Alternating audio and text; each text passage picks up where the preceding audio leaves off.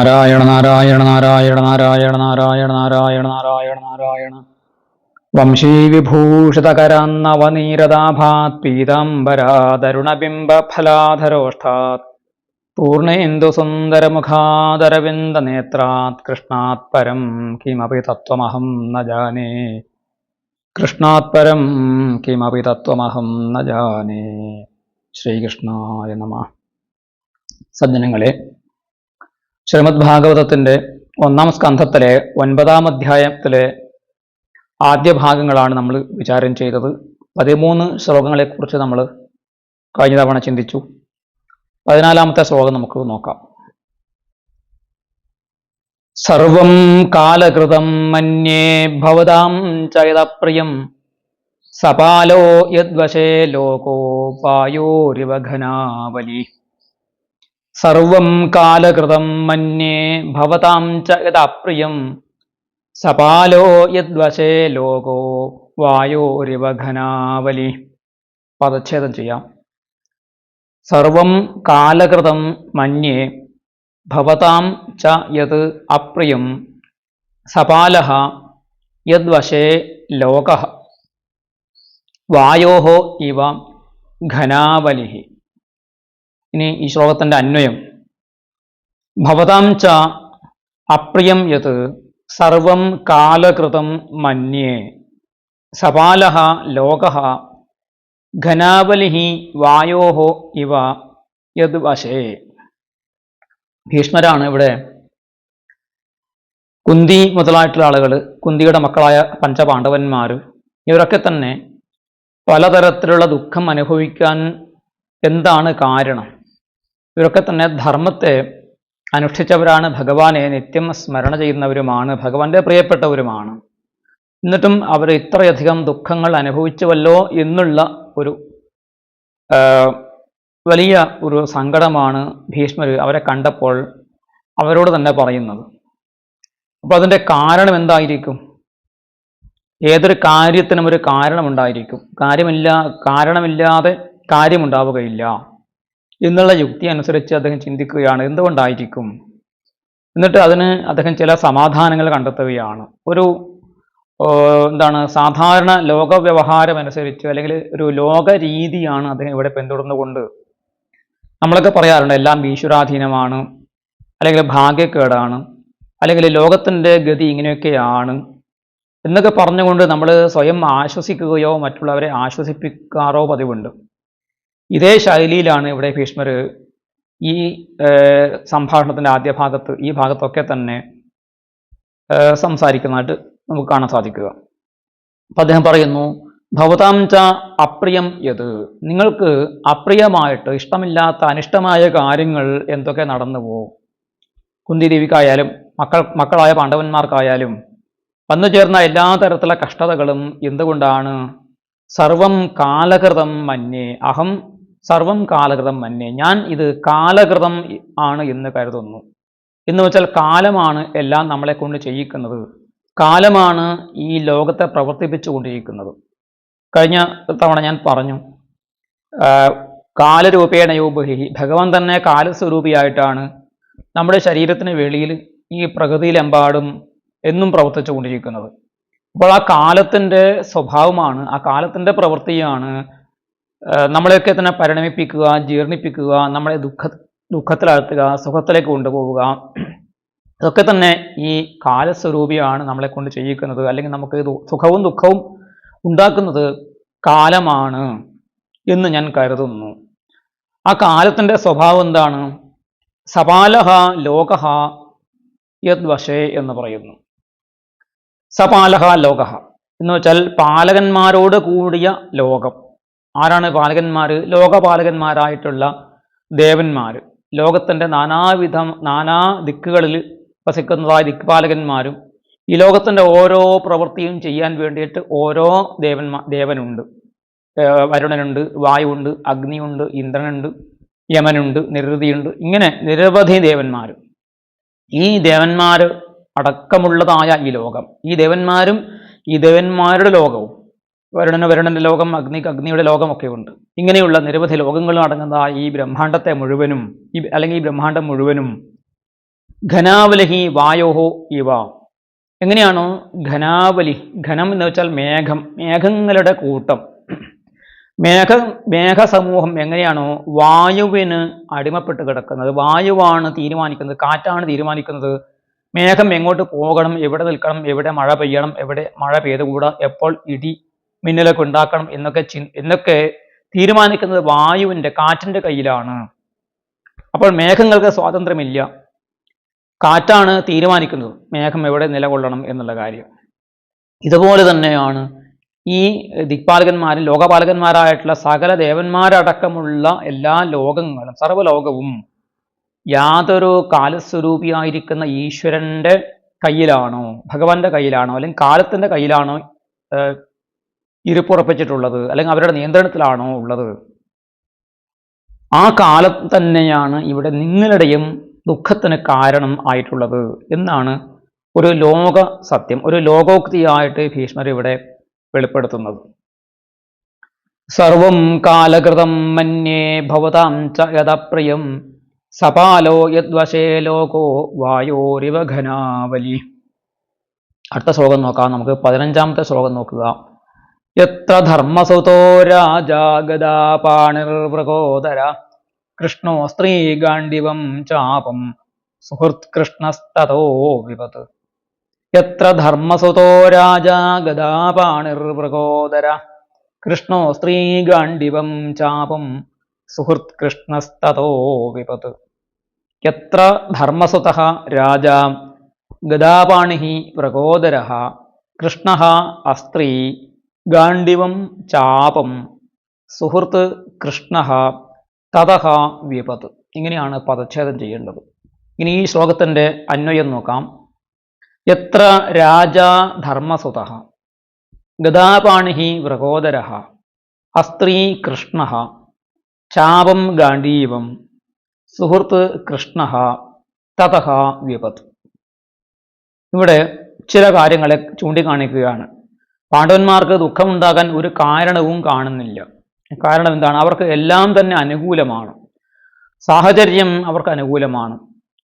അതാണ് ഓരോന്നായി എടുത്തു പറയുന്നത്. എത്ര രാജാ ധർമ്മസുതഃ, ഇവിടെ രാജാവ് ധർമ്മപുത്രരാണ്, ധർമ്മദേവന്റെ, യമധർമ്മന്റെ തന്നെ മകനായിട്ടുള്ള ആളാണ് രാജാവ്, നമ്മുടെ പാണ്ഡവന്മാരെ ജ്യേഷ്ഠനായിട്ടുള്ള യുധിഷ്ഠിരൻ. അദ്ദേഹത്തിന് ദുഃഖം അനുഭവിക്കേണ്ട കാര്യമില്ല. കാരണം അദ്ദേഹം ധർമ്മം മാത്രമേ പ്രവർത്തിക്കാറുള്ളൂ.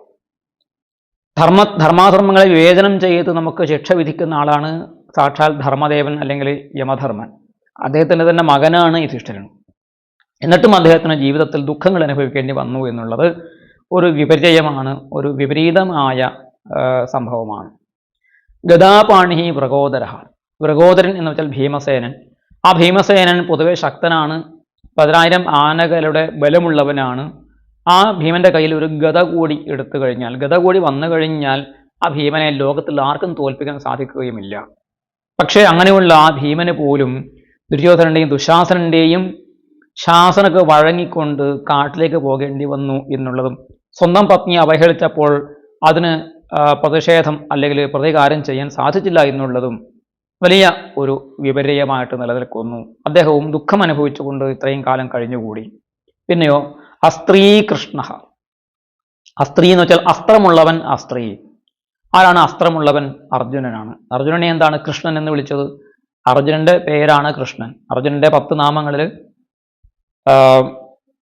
കൃഷ്ണ എന്നുള്ള ഒരു നാമം കൂടി മഹാഭാരതം പറയുന്നുണ്ട്.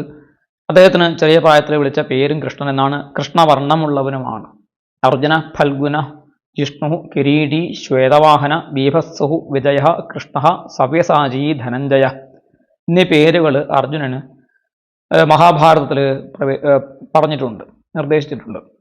അപ്പോൾ അദ്ദേഹം, ആ കൃഷ്ണൻ, ആ അർജുനൻ അസ്ത്രീയാണ്, ദിവ്യാസ്ത്ര സമ്പന്നനാണ്, പാശുപതാസ്ത്രം, ബ്രഹ്മാസ്ത്രം മുതലായ അസ്ത്രങ്ങളൊക്കെ നേടിയവനുമാണ്. അപ്പോൾ ആ അർജുനൻ കൂടെയുള്ളപ്പോഴും പാണ്ഡവന്മാർക്ക് ദുഃഖിക്കേണ്ടി വരാൻ പാടില്ലായിരുന്നു. ചാപം ഗാണ്ഡീവം എന്ന് പറഞ്ഞിരിക്കുന്നു. അദ്ദേഹത്തിന്റെ കയ്യിലുള്ള ചാപം, പാണ്ഡവന്മാർക്ക് സ്വന്തമായിട്ടുള്ള വില്ലെന്താണ്? അർജുനന്റെ കയ്യിലുള്ള ഗാണ്ഡീവം എന്ന ചാപം സാക്ഷാൽ അഗ്നി ഭഗവാൻ ദേവന്മാരെ കൊടുത്തതാണ്. ആ വില്ലിനെ മറ്റൊരാൾക്ക് യുദ്ധത്തിൽ മുറിച്ചു കളയാൻ സാധിക്കുകയില്ല. അതുകൊണ്ട് തന്നെ ആ വില്ലുള്ളവന് വിജയം സുനിശ്ചിതമാണ് എന്നർത്ഥം. അതും പോരാഞ്ഞിട്ട് സുഹൃത്ത് കൃഷ്ണ, യേഷാം സുഹൃത്ത് കൃഷ്ണ, യാതൊരാളുടെ സുഹൃത്തായിട്ട് കൃഷ്ണൻ എല്ലാ ഉപകാരങ്ങളും എന്ത് സഹായവും ചെയ്യാൻ എന്നും ലോകൈകനാഥനായിട്ടുള്ള സാക്ഷാത് ശ്രീകൃഷ്ണ ഭഗവാനും കൂടെയുണ്ട്. തതഹ, എന്നിട്ടും ഇത്തരം സാഹചര്യത്തിലും എന്തുണ്ടായി? വിപത്ത്, അവർക്ക് ദുഃഖങ്ങളുണ്ടായി, ആപത്തുണ്ടായി, സങ്കടങ്ങൾ വന്നു ചേർന്നു എന്നുള്ളത് ആശ്ചര്യകരമായിരിക്കുന്നു എന്നാണ് ഇവിടെ പറഞ്ഞിരിക്കുന്നത്. സാധാരണ കൃഷ്ണൻ കൂടെയുണ്ടെങ്കിൽ യഥ കൃഷ്ണ തതോ ജയ, എവിടെ കൃഷ്ണനുണ്ടോ അവിടെ ജയമുണ്ട്. യഥോ ധർമ്മ തത കൃഷ്ണ, യഥ കൃഷ്ണ തതോ ജയ എന്ന് മഹാഭാരതത്തിൽ ആവർത്തിച്ച് പറയുന്നുണ്ട്. അപ്പോൾ ഇവിടെ കൃഷ്ണൻ ഇവരുടെ കൂടെ തന്നെ നിലനിൽക്കുന്നു. ബന്ധുവായിട്ടും സുഹൃത്തായിട്ടും സഹായിയായിട്ടും എന്നും കൂടെയുണ്ട്. ഈ പാണ്ഡവന്മാർ എന്നും കൃഷ്ണനെ ആശ്രയിക്കുന്നവരുമാണ്. അർജുനനാകട്ടെ ദിവ്യാസ്ത്രങ്ങളാൽ അതിൻ്റെ പ്രയോഗം അറിയുന്ന ആളാണ്. വൃഗോദരൻ ഭീമസേനൻ മഹാശക്തിശാലിയാണ്, കയ്യിൽ ഗദയുമുണ്ട്. വിശിഷ്ടൻ ധർമ്മദേവന്റെ മകനാണ്. അർജുനന്റെ കയ്യിലുള്ള വില്ലാകട്ടെ ഗാണ്ഡീവ എന്ന് പറയുന്ന അജയ്യമായ വില്ലുമാണ്. എന്നിട്ടും അവർക്ക് ദുഃഖമുണ്ടായി എന്നുള്ളത് ആശ്ചര്യകരമായിരിക്കുന്നു എന്നാണ് ഭീഷ്മരുടെ വിവക്ഷ. നോക്കുക ശ്ലോകം. യത്ര ധർമ്മസുതോ രാജാ ഗദാപാണിർവൃഗോദര കൃഷ്ണോ സ്ത്രീ ഗാണ്ഡിവം ചാപം സുഹൃത് കൃഷ്ണസ്തതോ വിപത്. അടുത്ത ശ്ലോകം നോക്കുക, 16-ാമത്തെ ശ്ലോകം നോക്കുക. നഹ്യസ്യ കർഹയദ്രാജൻ പുമാൻ വേദവിധിത്സിതം യദ്വിജിജ്ഞാസയാ യുക്താ മുഹ്യന്തി കവയോഭിഃ. നഹ്യസ്യ കർഹയദ്രാജൻ പുമാൻ വേദവിധിത്സിതം യദ്വിജിജ്ഞാസയാ യുക്താ മുഹ്യന്തി കവയോഭിഃ. ഈ ശ്ലോകത്തിന്റെ പദച്ഛേദം ചെയ്യാം. ന ഹി അസ്യ കർഹിജിത് രാജൻ പുമാൻ വേദ വിധിത്സിതം യദ്വിജിജ്ഞാസയാ യുക്താഹ മുഹ്യന്തി കവയഃ അപി ഹി. ഇതാണ് പദച്ഛേദം. ഈ ശ്ലോകത്തിന്റെ അന്വയം നോക്കൂ. രാജൻ അസ്യ വിധിത്സിതം കർഹിജിത് പുമാൻ ന ഹി വേദ യദ്വിജിജ്ഞാസയാ യുക്താഹ കവയഃ അപി മുഹ്യന്തി ഹി. അല്ലയോ രാജാവേ, രാജൻ എന്ന് വിളിക്കുന്നത് യുധിഷ്ഠിരനെയാണ്. അസ്യ വിധിത്സിതം കർഹിത് പുമാൻ ന ഹി വേദ, ഇദ്ദേഹത്തിൻ്റെ മനസ്സിലെ ആഗ്രഹങ്ങൾ, അദ്ദേഹം ചെയ്യാൻ ഉദ്ദേശിക്കുന്ന കാര്യങ്ങളെ ഒരു മനുഷ്യനും അറിയാൻ പറ്റുകയില്ല. കർഹിജിത് പുമാൻ ന ഹി വേദ, ഇദ്ദേഹത്തിൻ്റെ ഉള്ളിലിരിപ്പ്, ഈ ശ്രീകൃഷ്ണ ഭഗവാന്റെ അന്തരംഗത്തെ, ഈ ശ്രീകൃഷ്ണ ഭഗവാൻ ചെയ്യാൻ ആഗ്രഹിക്കുന്ന കാര്യങ്ങളെ ഒരു മനുഷ്യനും അറിയാൻ സാധിക്കുകയില്ല. മനുഷ്യർക്ക് മാത്രമാണോ അറിയാൻ സാധിക്കാത്തത്? അങ്ങനെയല്ല എന്ന് പറയുകയാണ്. വിജിജ്ഞാസയാ യുക്താഹ കവയഃ അപി മുഹ്യന്തി. യാതൊരാളെ അറിയാൻ വേണ്ടിയിട്ടാണോ, അല്ലെങ്കിൽ യാതൊരാളിൻ്റെ കർമ്മങ്ങളെ കർമ്മഗതികളെ അറിയാൻ വേണ്ടിയിട്ടാണോ നിരവധി കവികൾ, കവി എന്ന് വെച്ചാൽ അറിവുള്ള ആളുകൾ, വിദ്വാൻമാർ, പണ്ഡിതന്മാർ, ജ്ഞാനികൾ എന്തു ചെയ്തു? വിജിജ്ഞാസയാ യുക്താഹ കവയഃ, അവരൊക്കെ തന്നെ വിശേഷമായിട്ട് ജിജ്ഞാസയോട് കൂടിയിട്ട് എന്താണ് ഭഗവാന്റെ കർമ്മങ്ങളുടെ പൊരുൾ, എന്താണ് ഇതിൻ്റെ രഹസ്യം, എന്താണ് ഭഗവാൻ എന്തിനു വേണ്ടിയിട്ട് അവതരിക്കുന്നു, ഭഗവാൻ എങ്ങനെയാണ് കർമ്മങ്ങൾ ചെയ്യുന്നത്, ഭഗവാൻ എന്തിനു വേണ്ടിയിട്ടാണ് ശിഷ്ടജനങ്ങളെ രക്ഷിക്കുന്നത്, ഭഗവാൻ എന്തിനു വേണ്ടിയിട്ടാണ് ദുഷ്ടന്മാരെ നിഗ്രഹിക്കുന്നത്. ചില സന്ദർഭങ്ങളിൽ ഭഗവാൻ ശിഷ്ടാത്മാക്കളെ ദുഃഖിപ്പിക്കുന്നതായിട്ടും ദുഷ്ടാത്മാക്കൾ കൊല്ലപ്പെടാതെ ധാരാളം ദീർഘകാലം കഴിയുന്നതായിട്ടും കാണുന്നുണ്ടല്ലോ. രാവണനൊക്കെ അനേകായിരം വർഷങ്ങൾ ഈ ഭൂമിയിൽ വസിച്ചുകൊണ്ട് ലോകത്തെ മുഴുവനും അദ്ദേഹം ഉപദ്രവിച്ചുകൊണ്ടിരുന്നു. ഹിരണ്യകശിപുവും അങ്ങനെയായിരുന്നു. ഇതൊക്കെ കണ്ടിട്ടും ഭഗവാൻ അവരെ കൊല്ലാറില്ല. പക്ഷേ ഒരു പ്രത്യേക ഘട്ടം വരുമ്പോൾ ഭഗവാൻ അവതരിക്കുന്നു, അവരെ കൊന്നിട്ട് ലോകത്തെ രക്ഷിക്കുന്നു. എന്താണ് ഭഗവാൻ ഏത് സമയത്താണ് അവതരിക്കുക? ഇതൊന്നും ആർക്കും പറയാൻ സാധിക്കുന്നില്ല. ഭഗവാന്റെ മാർഗം എന്ന് പറയുന്നത്, ഭഗവാന്റെ ജീവിത രീതി, ഭഗവാന്റെ എല്ലാ കർമ്മങ്ങളുടെയും സ്വഭാവം എന്ന് പറയുന്നത് ആർക്കും പ്രവചിക്കാൻ സാധിക്കാത്തതാണ്. അതിനെ അറിയാനുള്ള ജിജ്ഞാസയോടുകൂടി, വിശേഷമായ കൂടിയിട്ടുള്ള പണ്ഡിതന്മാരായിട്ട് ആളുകൾ, ജ്ഞാനികളും അവർ പോലും അപി മുഹ്യന്തി, മോഹിച്ചു പോകുന്നു. മുഹ്യന്തിയത് സൂരയ, ഭാഗവതത്തിന്റെ ആദ്യ ശ്ലോകത്തിൽ തന്നെ പറഞ്ഞിട്ടുണ്ട്. ആ ഭഗവാന്റെ കർമ്മങ്ങളെക്കുറിച്ച് അറിയാൻ സാധിക്കാതെ അറിവുള്ള ആളുകൾ പോലും മോഹിച്ചു പോകുന്നു. സൂരികളായിട്ടുള്ള കവികൾ പോലും മോഹിച്ചു പോകുന്നതാണ്. അപ്പോൾ എന്തുകൊണ്ടാണ് എന്ന് പറയാൻ സാധിക്കില്ല. നമുക്ക് ചില ഊഹാപോഹങ്ങൾ പറയാമെന്ന് മാത്രം, അനുമാനിക്കാമെന്ന് മാത്രമേ ഉള്ളൂ. ഈ അനുമാനമാണ് കഴിഞ്ഞ ശ്ലോകത്തിൽ ഭീഷ്മർ പറഞ്ഞത് സർവം കാലകൃതം മന്യേ, എല്ലാം കാലത്തിൻ്റെ ചെയ്തിയാണ് എന്ന് മാത്രമേ സമാധാനിക്കാൻ പറ്റുകയുള്ളൂ എന്ന് അദ്ദേഹം പറയുകയാണ്.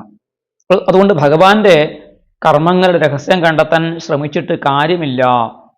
ഉള്ളത് വന്നതിനെ അനുഭവിക്കുക എന്നേ ഉള്ളൂ. ഭഗവാനെ ഭജിക്കുക എന്നുള്ളത് മാത്രമാണ് നമുക്ക് ചെയ്യാൻ സാധിക്കുന്നത് എന്നാണ് ഭീഷ്മർ ഇവിടെ പറയാൻ ഉദ്ദേശിക്കുന്നത്. നഹ്യസ്യ കർഹി യദ്രാജൻ പുമാൻ വേദവിധിത്സിതം യദ്വിജിജ്ഞാസയാ യുക്താ മുഹ്യന്തി കവയോപിഹി. അതാണ് 16-ാമത്തെ ശ്ലോകത്തിൻ്റെ അർത്ഥം. ഇനി 17-ാമത്തെ ശ്ലോകം നോക്കുക. തസ്മാദിദം ദൈവതന്ത്രം വ്യവസ്യ ഭരതർഷഭ തസ്യാനുവിഹിതോ നാഥ പാഹി പ്രജാ പ്രഭോ. തസ്മാദിദം ദൈവതന്ത്രം വ്യവസ്യ ഭരതർഷഭ തസ്യാനുവിഹിതോ നാഥ പാഹി പ്രജാ പ്രഭോ. തസ്മാത് ഇദം ദൈവതന്ത്രം വ്യവസ്യ ഭരതർഷഭ തസ്യ അനുവിഹിതഃ അനാഥാഃ നാഥ പാഹി പ്രജാഃ പ്രഭോ. ഇതാണ് പദച്ഛേദം. ഈ അതിൻ്റെ അന്വയം നോക്കാം. ഹേ ഭരതർഷഭ, തസ്മാത് ഇദം ദൈവതന്ത്രം വ്യവസ്യ തസ്യ അനുവിഹിതഃ ഹേ നാഥ ഹേ പ്രഭോ അനാഥാഃ പ്രജാഃ പാഹി. ഇവിടെ 2-3 സംബോധനകൾ യുധിഷ്ഠിര മഹാരാജാവിനെ ഉദ്ദേശിച്ചുകൊണ്ട് ഭീഷ്മർ നടത്തുകയാണ്. ഹേ ഭരതർഷഭ എന്ന് വിളിച്ചു. ഭരതന്മാരിൽ ഋഷഭനായിട്ടുള്ളവനെ, ഭരതവംശിയായ രാജാക്കന്മാരിൽ ശ്രേഷ്ഠനായിട്ടുള്ളവനെ എന്ന് വിളിച്ചു. പിന്നീട് നാഥ എന്ന് വിളിച്ചു. രക്ഷിക്കുന്നവനെ, പാലനം ചെയ്യുന്നവനെ, പ്രഭോ എല്ലാറ്റിനും ഈശനായിട്ടുള്ള ശക്തി ഉള്ളവനായിട്ടുള്ളവനെ എന്ന് യുധിഷ്ഠിരനെ വിളിച്ചുകൊണ്ട് പറയുകയാണ്. തസ്മാത് അതുകൊണ്ട്, എന്തുകൊണ്ട്?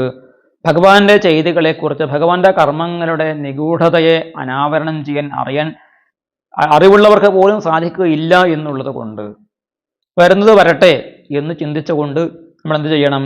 ഇതം ദൈവതന്ത്രം വ്യവസ്യ, ഇത് ദൈവാധീനമാണ് എന്ന് തീരുമാനിച്ചിട്ട്, ഈ വന്നു ചേർന്ന ദുഃഖങ്ങളൊക്കെ തന്നെ ദൈവാധീനമാണ്, ഭഗവാന്റെ കയ്യിലുള്ളതാണ്, അല്ലെങ്കിൽ ഭഗവാനാണ് ഇതിനെ നിയന്ത്രിക്കുന്നത്, നമുക്കതിനെ നിയന്ത്രിക്കാൻ സാധിക്കുകയില്ല, ഭഗവാൻ തരുന്നത് വാങ്ങുക എന്നുള്ളതാണ് നമ്മുടെ ധർമ്മം എന്ന് തീരുമാനിച്ചുറപ്പിച്ചിട്ട് തസ്യ അനുവിഹിതഃ, തസ്യ എന്ന് വെച്ചാൽ ശ്രീകൃഷ്ണസ്യ അല്ലെങ്കിൽ ഭഗവതഃ, ഭഗവാന്റെ അനുവിഹിതഃ, ഭഗവാനെ അനുസരിക്കുന്നവനായിട്ട്, ഭഗവാന്റെ നിശ്ചയങ്ങളെ അനുസരിക്കുന്നവനായിട്ട്, അതിനെ അതുപോലെ തന്നെ വഹിക്കുന്നവനായിട്ട്, അല്ലയോ നാഥ, അല്ലയോ രാജാവേ, അല്ലയോ പ്രഭോ, അനാഥാഹ പ്രജാഹ പാഹി, അനാഥരായ പ്രജകളെ അങ്ങ് പാലിക്കുക. ഇപ്പോൾ ദുര്യോധനൻ കുറെ കാലം രാജ്യം ഭരിച്ചു, ഇതിനു മുമ്പ് അങ്ങ് ഭരിച്ചു. ഇപ്പോൾ ദുര്യോധനൻ കൊല്ലപ്പെട്ടതോടുകൂടി അങ്ങ് രാജാവായിട്ട് രാജ്യം ഭരിക്കേണ്ടതാണ്. അപ്പോൾ അങ്ങ് രാജ്യം ഭരിക്കുക. രാജ്യം ഭരിക്കുക എന്ന് വെച്ചാൽ പ്രജകളെ ദുഃഖിക്കാൻ ഇടകൊടുക്കാതെ അവരുടെ ദുഃഖത്തെ അറിഞ്ഞ് പരിഹരിച്ചുകൊണ്ട് അവരെ രക്ഷിക്കുക എന്നുള്ളത് അങ്ങയുടെ ധർമ്മമാകുന്നു. അത് അങ്ങ് വേണ്ട വിധം ചെയ്താലും എന്ന് യുധിഷ്ഠിരനോട് ഭീഷ്മർ പ്രാർത്ഥിക്കുകയാണ്. വളരെ ഒരു വിനയത്തോടു കൂടിയുള്ള പ്രാർത്ഥനയാണ് ഇവിടെ ചെയ്തിരിക്കുന്നത്. ഇനി 18-ാമത്തെ ശ്ലോകം നോക്കാം. 17-ാമത്തെ ശ്ലോകം ഒന്നുകൂടി ഞാൻ വായിക്കാം. തസ്മാദിദം ദൈവതന്ത്രം വ്യവസ്യ ഭരതർഷഭ തസ്യാനുവിഹിതോ നാഥ പാഹി പ്രജാ പ്രഭോ. 18-ാമത്തെ ശ്ലോകം നോക്കുക. ഏഷ വൈ ഭഗവാൻ സാക്ഷാദാദ്യോ നാരായണഃ പുമാൻ മോഹയൻ മായയാ ലോകം ഗൂഢശ്ചരതി വൃഷ്ണിഷു. ഏഷ വൈ ഭഗവാൻ സാക്ഷാദാദ്യോ നാരായണഃ പുമാൻ മോഹയൻ മായയാ ലോകം ഗൂഢശ്ചരതി വൃഷ്ണിഷു. ഏഷഃ വൈ ഭഗവാൻ സാക്ഷാത് ആദ്യഃ നാരായണഃ പുമാൻ മോഹയൻ മായയാ ലോകം ഗൂഢഃ ചരതി വൃഷ്ണിഷു. ഇതാണ് പദച്ഛേദം. ഇനി അന്വയം ചെയ്യാം. യേഷഃ വൈ സാക്ഷാത് ഭഗവാൻ ആദ്യഃ നാരായണഃ പുമാൻ മായയാ ലോകം മോഹയൻ ഗൂഢഃ വൃഷ്ണിഷു ചരതി. ഇവിടെ ഭഗവാനെ കുറിച്ചാണ് വീണ്ടും പറയുന്നത്. യുധിഷ്ഠിര മഹാരാജാവിനെ രാജ്യം ഭരിക്കാൻ വേണ്ടി പ്രേരിപ്പിച്ചുകൊണ്ട് തന്നെ തൻ്റെ മുന്നിലുള്ള ഭഗവാന്റെ മാഹാത്മ്യം പറയാൻ വേണ്ടിയിട്ടാണ് ഭീഷ്മർ ഒരുങ്ങുന്നത്.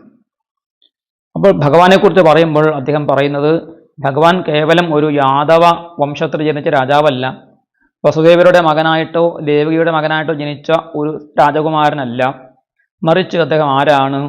അദ്ദേഹത്തെക്കുറിച്ച് കൃത്യമായിട്ട് പരിചയപ്പെടുത്തി കൊടുക്കുകയാണ് ഭീഷ്മർ. അദ്ദേഹം പറയുന്നു, യേഷഃ വൈ സാക്ഷാത് ഭഗവാൻ ആദ്യഃ നാരായണഃ പുമാൻ.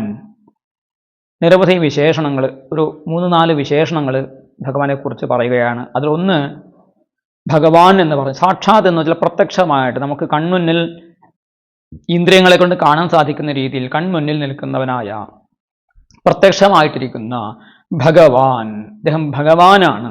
ആരാണ് ഭഗവാൻ? ഭഗം ഉള്ളവനാണ് ഭഗവാൻ.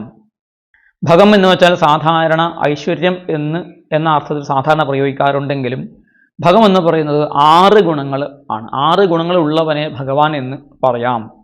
എന്താണ്? ഐശ്വര്യസ്യ സമഗ്രസ്യ വീര്യസ്യ യശസ ശ്രേയഃ ജ്ഞാനവൈരാഗ്യയോശ്ചൈവ ഷണ്ണാം ഭഗ ഇതീരിതാഃ. ഐശ്വര്യസ്യ സമഗ്രസ്യ, സമഗ്രമായ ഐശ്വര്യം. ഐശ്വര്യം എന്ന് വെച്ചാൽ ആധിപത്യമാണ്, മറ്റുള്ളവരുടെ മേലെ ഉള്ള ഒരു അധികാരം, മറ്റുള്ളവരെ നിയന്ത്രിക്കാനുള്ള അധികാരം അല്ലെങ്കിൽ നേതൃത്വം അല്ലെങ്കിൽ നിയന്ത്രിത്വം എന്നുള്ളതാണ് ഐശ്വര്യം എന്നതുകൊണ്ട് ഉദ്ദേശിക്കുന്നത്. നമ്മൾ മലയാളത്തിൽ പറയുന്ന ഐശ്വര്യമല്ല. മലയാളത്തിൽ ഐശ്വര്യം എന്ന വാക്കിന് ധനം എന്ന അർത്ഥമാണ്. പക്ഷെ ഈശ്വരൻ്റെ ഭാവമാണ് ഐശ്വര്യം എന്ന് സംസ്കൃതത്തിലാകുമ്പോൾ നമ്മൾ പ്രത്യേകമായിട്ട് അതിൻ്റെ അർത്ഥം ആ രീതിയിൽ തന്നെ കാണേണ്ടതാണ്. കാരണം അല്ലെങ്കിൽ നമുക്ക് അർത്ഥം വേണ്ട പോലെ പല സന്ദർഭങ്ങളിലും മനസ്സിലാക്കാൻ പറ്റാതെ വരും. ഐശ്വര്യവും ശ്രീയും വേറെ വേറെയാണ്. ശ്രീഹി എന്ന് വെച്ചാൽ ധനമാണ്. മഹാലക്ഷ്മിയിൽ നിന്ന് ലഭിക്കുന്നതായ ധനം, സമ്പത്ത് ആണ് ശ്രീ. പക്ഷെ ഐശ്വര്യം എന്ന് പറയുന്നത് ഈശ്വരസ്യ ഭാവ, ഈശ്വരൻ്റെ ഭാവമാണ് ഐശ്വര്യം എന്ന് ചുരുക്കത്തിൽ പറയാം. അപ്പോൾ ഐശ്വര്യം, പിന്നെ വീര്യം, മൂന്നാമതായിട്ട് യശസ്, പിന്നെ 4മതായിട്ട് ശ്രീഹി, ശ്രീ എന്ന് പറയുന്നത് ഞാൻ ഇപ്പോൾ പറഞ്ഞു നിർത്തിയ സമ്പത്ത് തന്നെ. പിന്നെ ജ്ഞാനം, വൈരാഗ്യം, ഈ 6 ചേർന്നതിനെയാണ് ഭഗം എന്ന് പറയുന്നത്. ഈ 6 കാര്യങ്ങളും ഭഗവാനിൽ നമുക്ക് കാണാൻ സാധിക്കും. നാരായണീയത്തിൽ, ശ്രീമദ് നാരായണീയത്തിൽ നാരായണ ഭട്ടതിരി ആദ്യത്തെ ദശകത്തിൽ തന്നെ ഭഗവാന്റെ ഈ ഭഗങ്ങൾ ഏതൊക്കെയാണ് എന്ന് വിശദീകരിക്കുന്നുണ്ട്. അതിന് അദ്ദേഹം പ്രമാണങ്ങളും പറഞ്ഞുകൊണ്ടാണ് ആ ശ്ലോകം. എങ്ങനെയാണ്?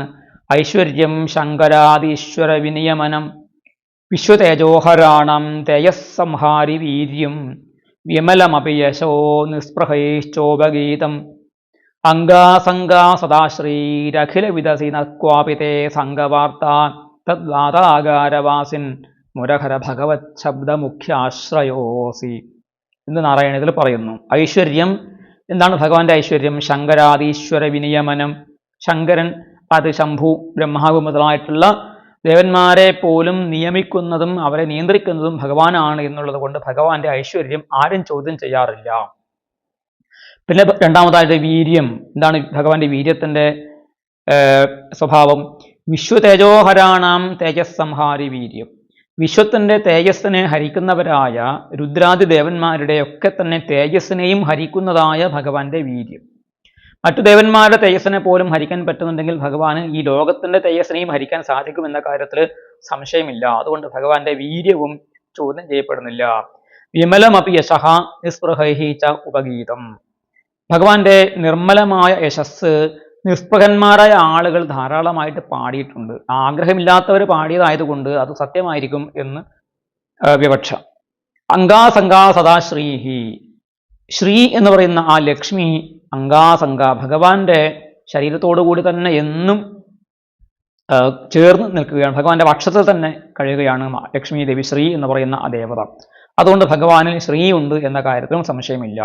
പിന്നെ അഖിലവിദസി, അഖിലവിദ് അസി, അങ്ങ് എല്ലാം അറിയുന്നവനാണ്, അതുകൊണ്ട് അങ്ങയിൽ ജ്ഞാനമുണ്ട്.